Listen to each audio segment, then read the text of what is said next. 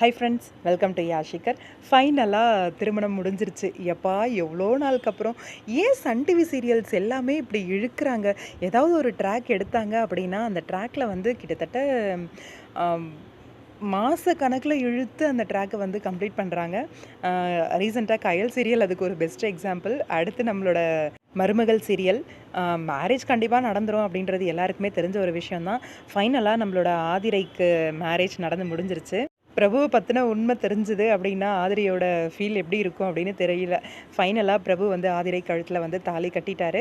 ரொம்பவே மாறலோட ரொம்பவே சூப்பராக எல்லாருக்கும் உதவி செய்கிற குணத்தோடு வளர்கிற ஒரு பொண்ணு. இங்கே வந்து கஞ்சத்தனத்தோடு இருக்கிற ஒரு பையன், 2 பேரும் அவங்களோட லைஃப்பில் சேர்ந்துருக்காங்க. இவங்களோட ரியல் கேரக்டர் என்னன்னு பிரபுவுக்கு தெரியும். ஆனால் பிரபுவோட ரியல் கேரக்டர் என்ன அப்படின்னு ஆதிரைக்கு தெரியாது. இது தெரிஞ்சுது அப்படின்னா ஆதிரை வந்து எப்படி ஃபேஸ் பண்ண போகிறாங்க அப்படிங்கிறது தெரியலை. இதில் சுற்றி நிறைய கூட்டம் இவங்களோட மேரேஜ் நடக்கக்கூடாதுன்னு இவ்வளோ நாளாக தடுக்கணும் அப்படின்னு ட்ரை பண்ணவங்க. இப்போ மேரேஜும் நடந்து முடிஞ்சிருச்சு. கண்டிப்பாக அவங்க பிரபுவோட ஃபேமிலியை ஆதிரை விடமாட்டாங்க. அவங்க ஃபேமிலி கூட தான் இருக்கணும் அப்படின்னு அவங்களே வந்து டிசிஷன் எடுப்பாங்க அப்படின்ற மாதிரி தான் எனக்கு தோணுது.